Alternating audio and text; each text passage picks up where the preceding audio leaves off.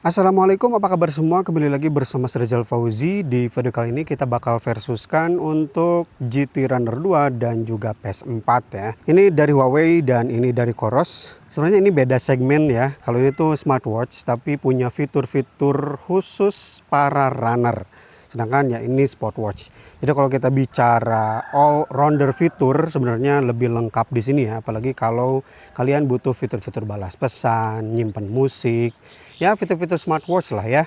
Dan juga fitur kesehatan karena di sini ada fitur EKG juga ya untuk baca kelainan detak jantung.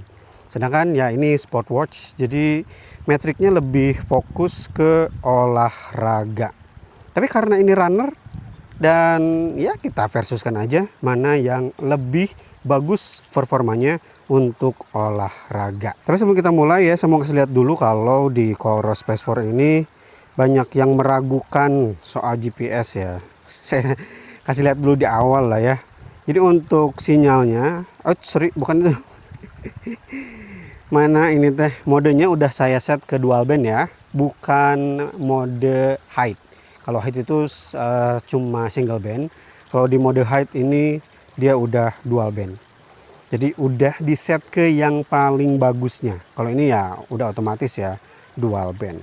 Di pengaturan nggak ada sih pengaturan GPS kalau nggak salah ya. Yap, betul, di sini tuh nggak ada pengaturan kalau pengen GPS-nya lebih awet baterai gitu. Tapi sebenarnya untuk penggunaan GPS gak terlalu parah sih. Penggunaan 40 menit ini cuma 3%, sama Coros juga berkurang cuma 3% doang. Kemudian masukan juga nih buat Huawei, tombolnya cuma ada 2, ini agak kurang sih untuk runner ya.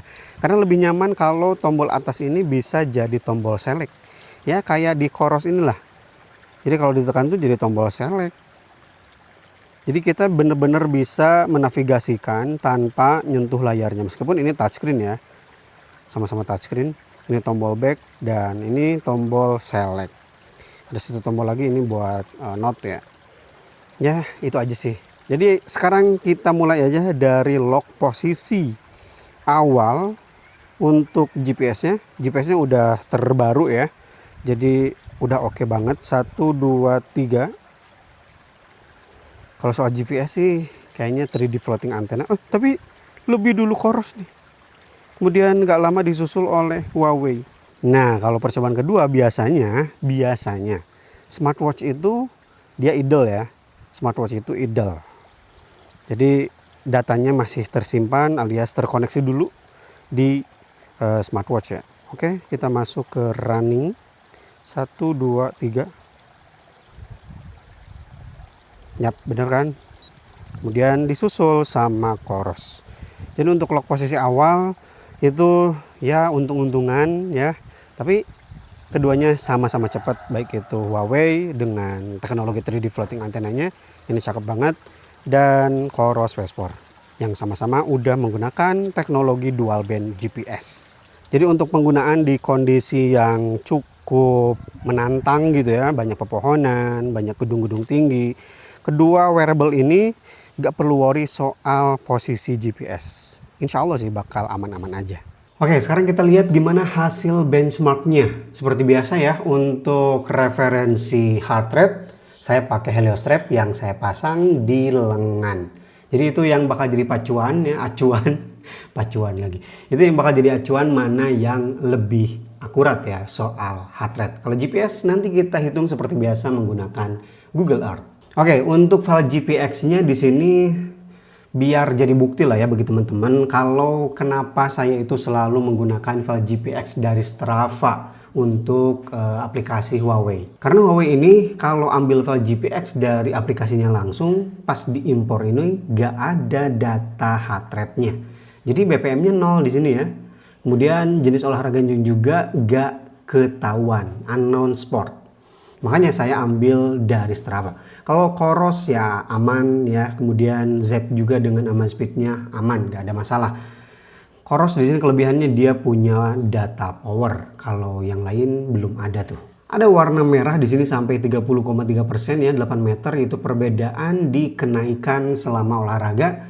Average-nya masih hijau ya, 2,0%. Dan di sini untuk cadence-nya juga sama di 70 rpm. Jadi kali 2 aja ya, sekitar 140 spm. Kemudian untuk average heart rate di sini ada beda, 146 untuk Coros dan 145 untuk GT Runner 2. Beda 1 bpm saja.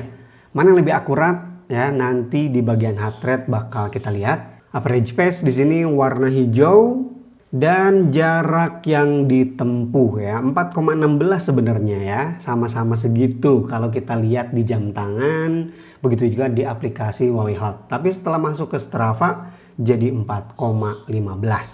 Ada beda 14,9 meter ya, 0,4%. Masih bisa ditolerir. Tapi ini termasuk jarang, nggak tahu nih apakah perangkat Huawei yang lain juga udah mulai minim ya perbedaan antara Huawei Health dan juga Strava, karena setelah saya nge-review GT Runner 2 bedanya tuh cuma sekitar 10-20 meter, biasanya 30 meter, 40 meter, tapi sekarang jadi lebih minim.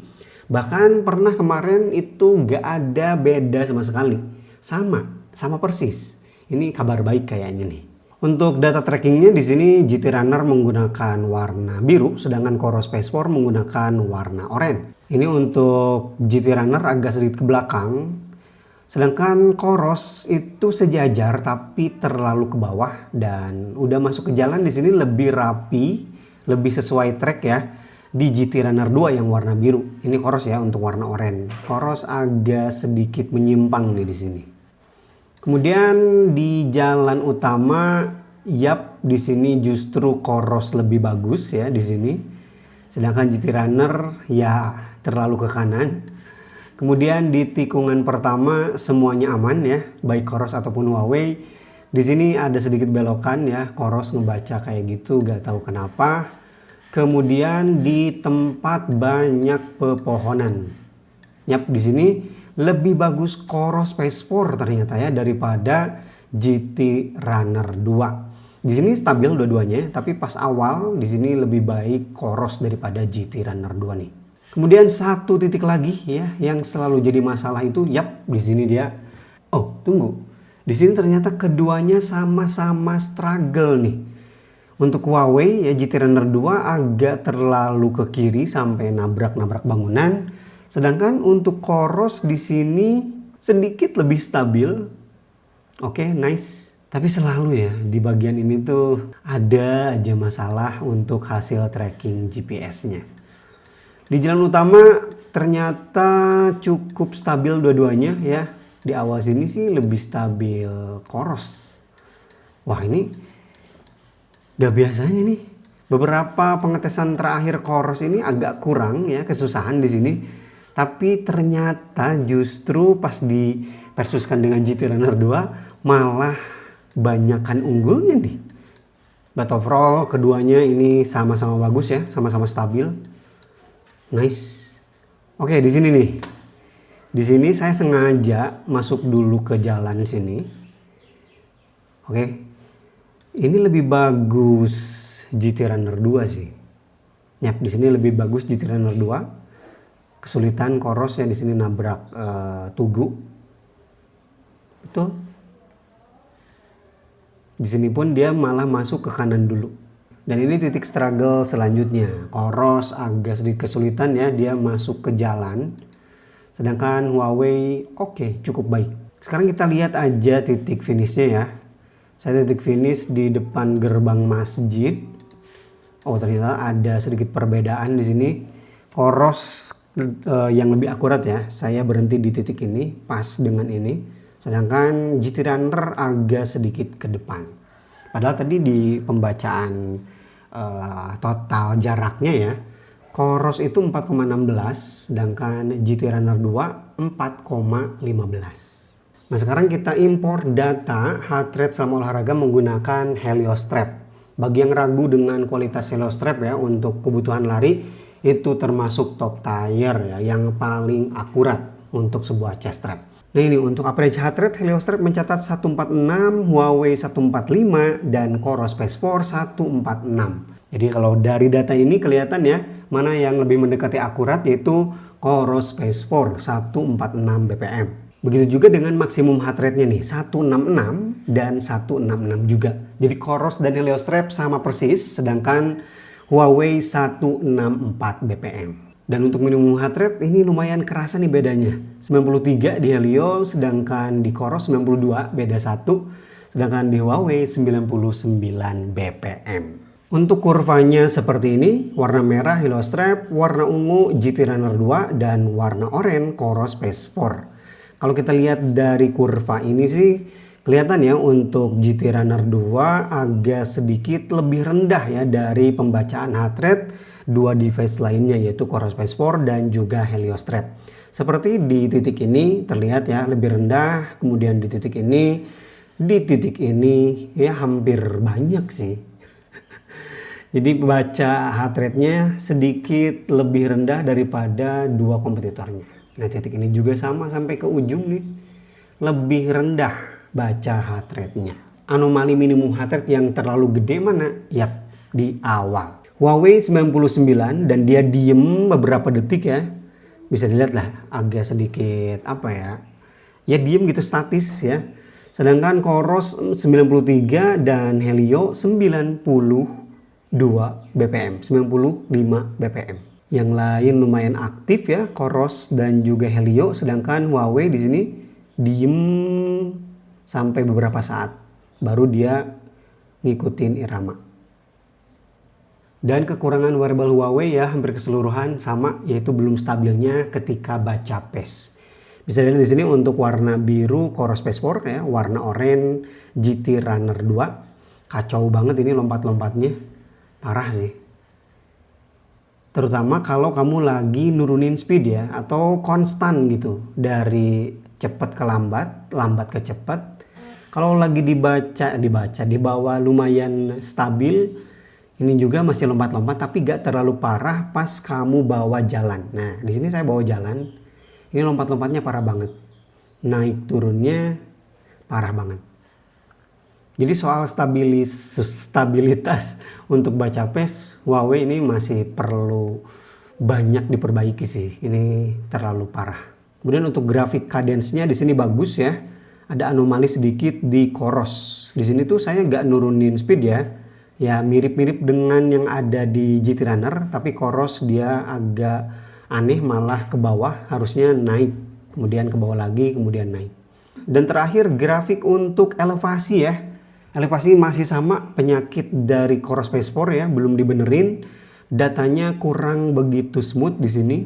Oke, itu dia untuk video versus ya, Coros Space 4 dan juga Huawei GT Runner 2. Kalau untuk kebutuhan olahraga, fokus banget gitu ya, jelas ya. Jawaban saya sih ambil aja Coros Space 4 karena jauh lebih stabil untuk metrik datanya daripada Huawei GT Runner 2. Meskipun ini wearable Huawei yang benar-benar dibuat bagi para runners ya, bagi para pelari.